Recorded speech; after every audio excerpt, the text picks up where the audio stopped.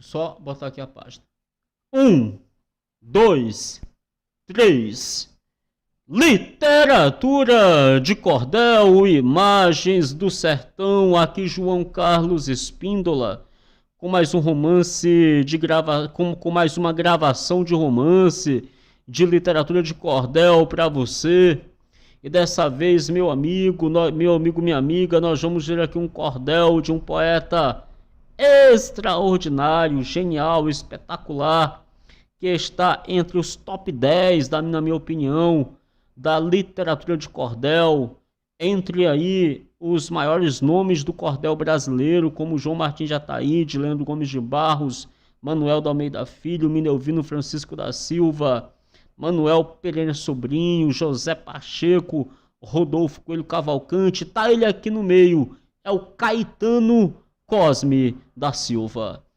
Este romance aqui é uma das maiores provas da sua genialidade, mas tem outro romance que, na minha opinião, é a verdadeira prova da sua genialidade, que é o romance Lágrimas de Amor ou A Vingança de um Condenado. Nós vamos gravar aqui o romance O Assassino da Honra ou A Louca no Jardim. Se você ainda não ouviu esse romance ou não leu, escute com atenção, você vai se emocionar muito. O autor é Caetano Cosme da Silva. O romance é O Assassino da Honra ou A Louca no Jardim. Rose Rufino, boa noite. Vinde, musa mensageira do reino de Elohim, traz a pena de Apolo e escreva aqui por mim O Assassino da Honra ou A Louca do Jardim.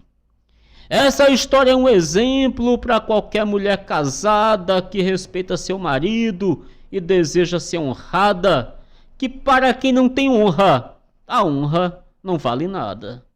Só pune a honra o honrado porque é conhecedor, pois o honrado conhece que a honra tem valor, e quem fere a honra alheia fica sendo devedor. E o desonrado fica na maior lamentação, e quando sofre inocente, já sente no coração uma sede de vingança, pedindo a Deus permissão. E Deus, que nunca dormiu, nem de noite nem de dia, vê quem é merecedor de sua advocacia e vê também quem merece pagar pela covardia. O mal não é perseguido, o justo sofre demais, onde reina a união, tem inveja o Satanás, portanto conto um passado de uns 100 anos atrás. Foi no velho Portugal, na capital de Lisboa, que Orberto Alves Lins, a mais sincera pessoa, casou-se com Júlia Alves, alma santa, justa e boa. Orberto era um exemplo da mais sincera união, amava tanto a esposa como Deus ama a razão, parecia que os dois tinham um só coração. Sua esposa tinha o dom que a natureza lhe deu, honrada e criteriosa. Júlia era o nome seu, justa igualmente a ela, no mundo ainda não nasceu. Dessa união santa e pura só nasceu uma menina, e os pais e os seus pais lhe puseram o nome de Albertina, que veio a ajudar Júlia cumprir a tirana sina. Quando a menina nasceu, ainda mais multiplicou aquele amor santo e puro, como Deus lhe ordenou. Somente para Júlia Alves o amor nada durou. Porque ao fazer 6 meses que Albertina nasceu, um grande conquistador para Júlia apareceu, Paulo Ferreira da Silva, esse era o nome seu. Era amigo de Orberto, porque era desordeiro, contava 18 anos, ainda era solteiro, vivia de roubar a honra, confiado no dinheiro. Maria de Jesus, eu sinto muito por você sair, sinto muito mesmo, viu? Uma boa noite. Ia passando um certo dia naquela santa morada do seu bom amigo Orberto. Júlia estava na calçada, de cobiça ele falou com a alma marchetada.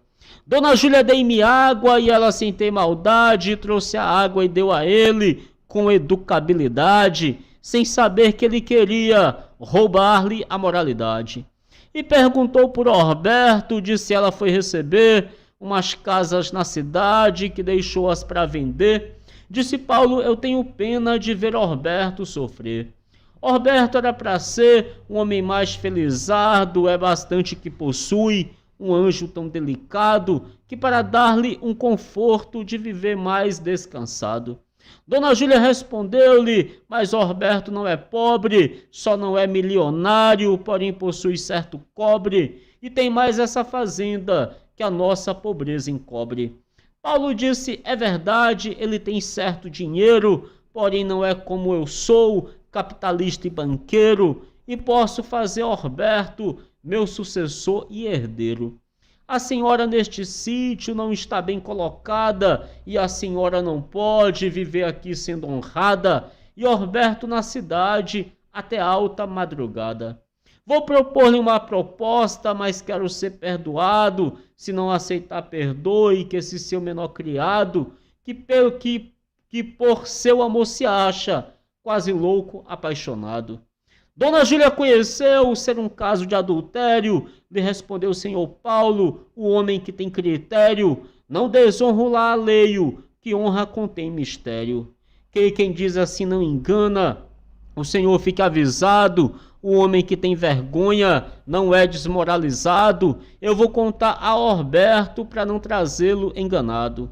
Dona Júlia, tenha calma, não tenha perturbação, pois a senhora não sabe quanto é minha paixão. Tudo isso são fraquezas do meu pobre coração. Nisso Paulo avistou numa banca pequenina de Dona Júlia o retrato e outro de Albertina. Pegou-os e botou no bolso com sua ação assassina. E perguntou Dona Júlia: vá contar ao seu marido que eu assim declarei-me, eu já estou prevenido, com seu retrato eu provo que de si sou o querido.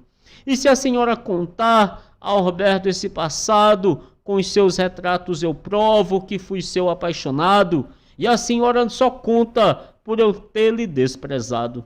Ao dizer estas palavras, com Júlia se abraçou, a fim de beijá-la a pulso, mas Dona Júlia açoitou a mão pela cara dele, que até um dente quebrou.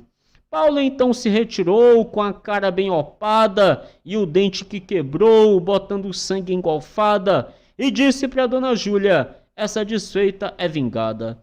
Com meia hora depois, em casa Paulo chegou, fez depressa um curativo e o rosto desinchou, e ele disse: vingar-me, daquela maldita eu vou. Deixemos Paulo bandido, pensando no que faria, para se vingar de Júlia, por meio de covardia, e falaremos de Orberto, que chegou no outro dia. Quando Orberto chegou, achou Júlia descontente, ele perguntou a ela: que tens tu, anjo inocente, que teu olhar está mostrando que alguma coisa tu sente? Nada sofro, disse ela, apenas uma sombra escura, com vontade de jogar-me na mais cruel desventura, da qual eu só me vingava se baixasse a sepultura. Não, querida, disse Orberto, entre nós não há ruína, isto é algo nervoso que o teu juízo imagina. Viva sempre para mim e nossa filha Albertina. Com isto ela conformou-se, porém com perturbação, vendo a hora cair na maior condenação, porque o falso nodoa o mais limpo coração. Pessoal, esse verso aqui é extraordinário. Isso aqui só pode sair da cabeça de um gênio mesmo. Com isto ela conformou-se, porém com perturbação, vendo a hora cair na maior condenação, porque o falso nodoa o mais limpo coração. Todo mundo aqui sabe o que é nódoa de caju. Nódoa de caju, meu amigo, aonde pega, não sai mais nunca da roupa. Olha a frase que o poeta usou aqui. Com isto ela conformou-se, porém com perturbação, vendo a hora cair na maior condenação, porque o falso nodoa o mais limpo coração. Com 30 dias depois, o bandido novamente armou-se com o retrato daquela pobre inocente e disse: hoje eu me vingo. Hoje eu me vingo do que sofri cruelmente. Quando ele chegou lá, fazia apenas uma hora que Orberto viajava E Paulo, sem ter demora, bateu na porta e chamou. Dona Júlia veio fora. Senhora, disse o bandido, amigo Orberto chegou. Respondeu Júlia que sim, porém hoje viajou. Nessa conversa o bandido abriu a porta e entrou. Entrou com toda a foiteza, com os retratos na mão, e disse para Dona Júlia, para findar nossa questão: receba aqui seus retratos e dê-me seu coração. Bandido, eu já lhe disse que você não é capaz de entrar em minha casa, mas você é muito audaz, um ladrão conquistador, roubador da santa paz. Eu só nasci para Orberto, a quem ame mais ninguém, e já disse que você, pelo sentido que vem, só entra na minha casa porque vergonha não tem.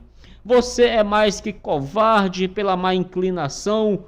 O homem que tem vergonha honra outro cidadão. Não faz o que você faz, disse Paulo, tem razão. Paulo, vendo que perdia, fez um plano traiçoeiro, pôde entrar no quarto dela como lobo carniceiro e botou uma cigarreira debaixo de um travesseiro. Dona Júlia, vendo ele entrar para o quarto dela, nem sequer abriu a porta, saiu por uma janela. Depois ele saiu como quem não perseguia ela. Ela, vendo ele sair, para sua casa voltou, foi cuidar de Albertina, na traição não pensou. Às 4 horas da tarde, Orberto em casa chegou. Ela pensava em dizer aquele horrível maltrato que Paulo tinha lhe feito, mas pensava em seu retrato, que se achava em poder daquele bandido ingrato. Se eu contar a Orberto, vai se dar grande questão. Orberto quer se vingar, que de fato tem razão. O bandido se defende e eu fico na perdição. O meu caso está sem jeito, só Deus pode me valer. Faz de conta que estou sentenciada a morrer. Só não morro se Orberto só der crença no que vê. Orberto, vendo a mulher quase sem consolação, compreendeu ser nervoso ou gases no coração, dizendo que tudo isso fazia perturbação. Nessa mesma noite, Orberto, entrando no camarim, chegou no seu pensamento uma ideia mesmo assim, de examinar o seu leito com um desejo sem fim. Firmado no pensamento, ele logo examinou, então no seu travesseiro, sem querer ele encontrou uma linda cigarreira que achando desmaiou. Dona Júlia, venha cá para me dizer com franqueza se aqui entrou alguém, que disto eu tenho certeza, e é esse o motivo justo da sua grande tristeza. Achei uma cigarreira debaixo do travesseiro, quer dizer que quando eu saio, aqui me chega um herdeiro. Me conte isso direitinho, que quero ser justiceiro.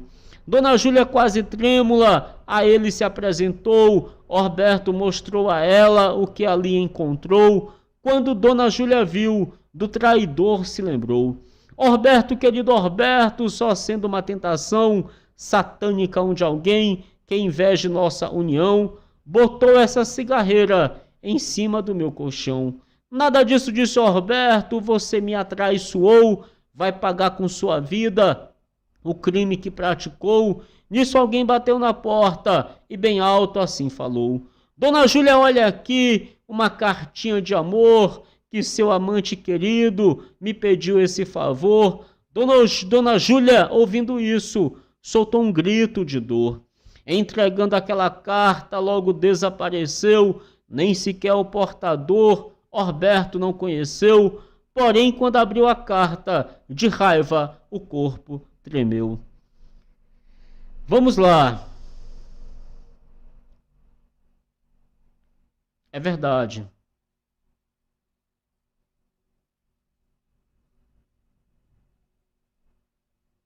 Francisco Pássaro está aqui comigo.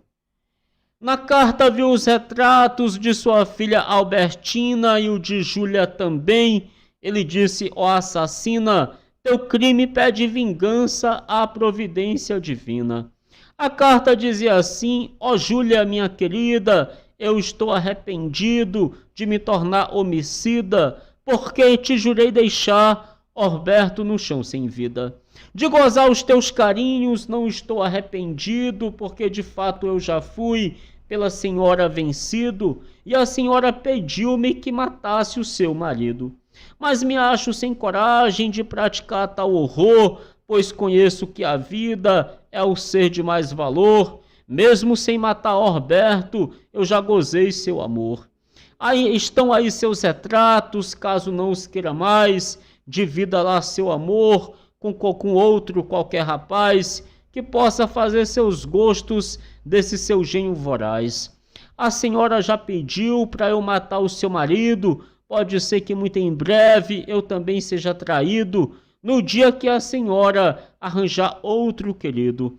Orberto nem terminou de ler a carta citada, disse para Júlia assim: a minha honra é vingada, porque um homem sem honra no mundo não vale nada. Bote a bênção à sua filha para deixar de viver, porque o que você fez só paga quando morrer. O homem que punha a honra está em cima do dever. Orberto, tenha mais calma, não seja tão positivo. O próprio Deus soberano morreu sem ser vingativo, e o roubador da honra não morreu, ainda está vivo. Isto pode ser alguém que tenha paixão por mim e, não podendo vencer-me, te fez esta carta assim, quer se vingar com a morte, fazendo o meu triste fim. Orberto, você não crê que houve morte e paixão do nosso Mestre Jesus, a fonte do galardão? Também creia como eu, tenho limpo o coração. Bote a bênção à sua filha, que seu tempo se venceu, mulher séria neste mundo, se nasceu mas já morreu, disse Júlia, a mulher séria, e uma delas sou eu. Orberto pega um punhal bem grande que possuía, com 2 palmos e 4 dedos, desse que quando batia na matéria de alguém, até a alma morria. Júlia pegou a Albertina em soluço comovente e disse: Senhor Jesus, ainda existe vivente que faça sofrer na vida uma infeliz inocente. Orberto vai me matar, porém vai se arrepender, porque o falcineroso terá que aparecer, pois dos castigos de Deus ninguém pode se esconder. Minha Albertina coitada vai ficar sem o amor de sua mamãe querida por causa de um traidor que me fez merecedora do sofrimento e da dor. Só peço para que Deus abençoe minha filhinha enquanto viver no mundo, porque a língua mesquinha pode lhe roubar a honra, já como roubou a minha. Só peço que tu, Orberto, para vingar tua paixão, me cortes a orelha esquerda, uma perna e uma mão, porém me deixes com vida até nascer a razão. Porque nascendo a razão, eu mesmo sendo aleijada, pode pegar teu punhal e dar-me uma punhalada. Eu morrerei satisfeita, porque morro sendo honrada. Qual a honra, qual a nada, bote a Albertina no chão, ou mesmo no berço dela, que já perdi a razão, e levantou o punhal com toda a força da mão. Pessoal, a primeira vez que eu li este romance no cordel, teve até uma seguidora que perguntou para mim, falou assim, mas o esposo, né, devia ter acreditado na esposa. Aqui o Caetano Cosme da Silva retratou a realidade do que acontece. Porque geralmente o marido, ele não acredita na esposa quando ela é verdadeira e acredita quando ela é falsa. Geralmente é assim que acontece. Então, geralmente o marido, ou a esposa também, acontece também, a mulher, quando o marido está certo, a mulher não acredita. Quando ele está errado, ela acredita.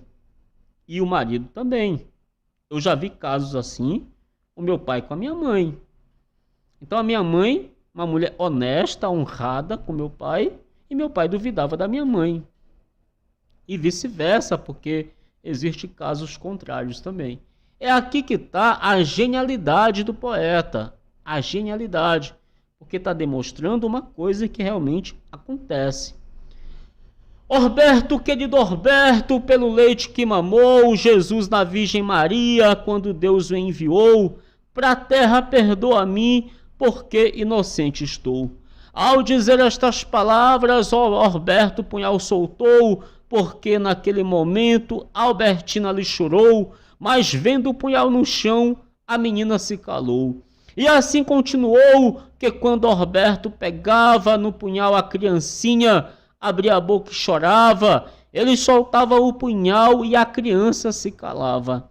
Assim Norberto ficou, que já não se dominava, era pegar no punhal, a criancinha chorava. Norberto conheceu que dessa forma não matava.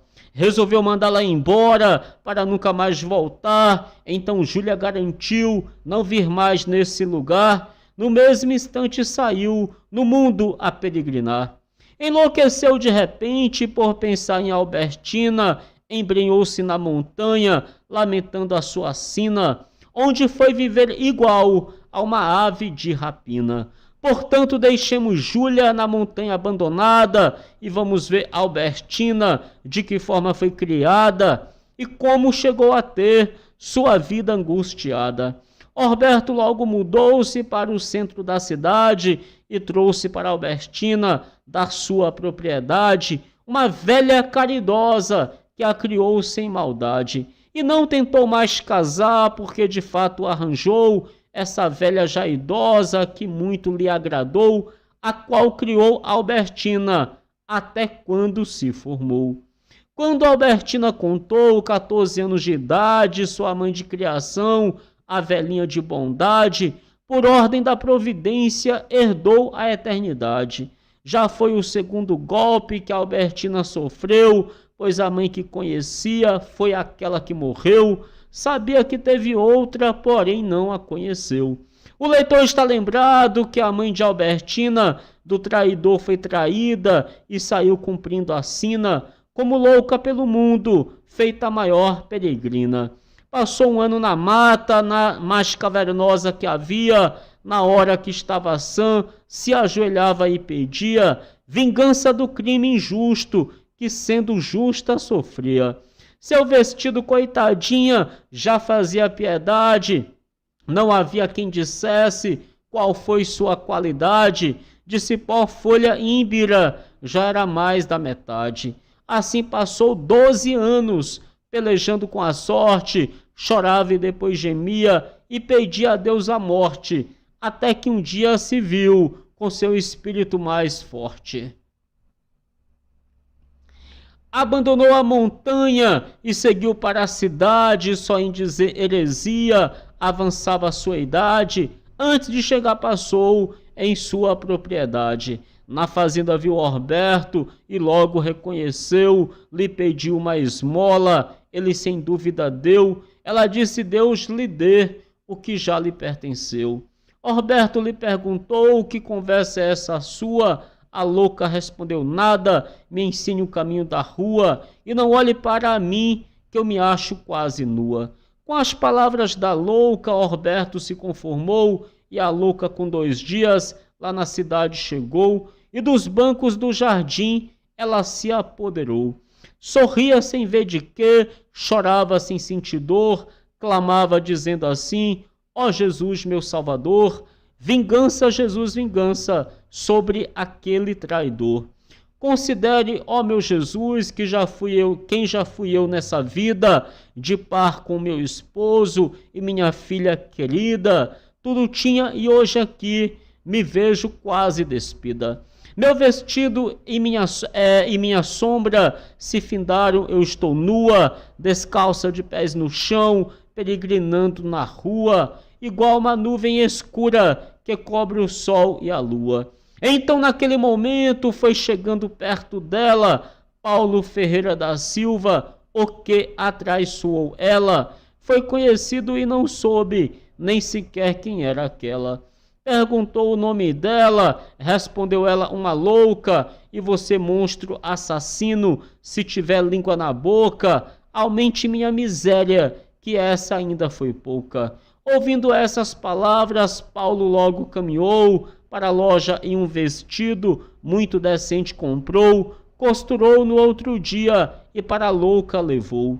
Senhora, tome um vestido. A louca respondeu: não, receba 5 moedas. A louca disse: patrão, pegue seu dinheiro e guarde para a sua condenação.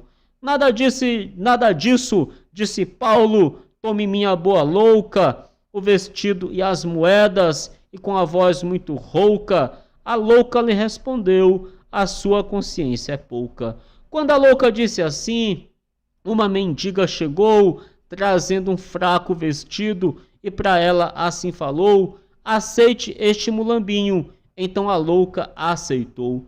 A louca, muito contente, o vestido recebeu, e depois com um palito ela no chão escreveu o nome do assassino, por quem sofria e sofreu.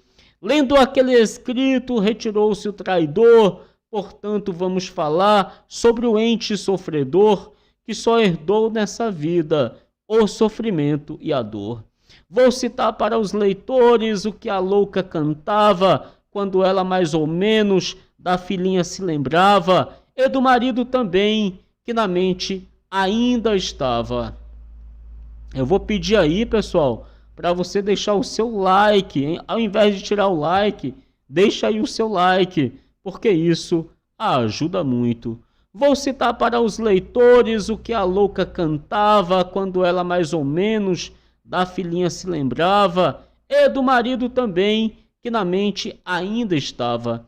Minha vida é um romance desde o meu nascimento, o amor me iludiu e fez o meu sofrimento. Tudo isso são lembranças do maldito casamento. Enquanto eu era solteira, não tive perseguição, porém depois de casada veio grande tentação. Sou justa, porém o mundo fez minha condenação. Satisfeita com a morte, sofro mesmo sendo honrada, da maior língua felina, eu me vivo desonrada, porque da mulher honesta a honra é precipitada. Leitores, deixamos a louca e falemos de Albertina, contando seus 15 anos, que para cumprir a sina, destinou-se a conhecer esta louca peregrina. Pediu ao seu pai Orberto, que sem dúvida aceitou. Ela foi até a praça e assim que lá chegou, vendo o estado da louca, de comovida chorou. Abraçou-se com a louca e pegou-se com a mão, e pegou-a com a mão, até que levou-a logo para a sua habitação, sem conhecer sua mãe naquela situação. Trocou as vestes da louca por outra que já foi dela, e quando ela vestiu, deu muito certinho nela. Nisto foi chegando Orberto, perguntou quem era aquela.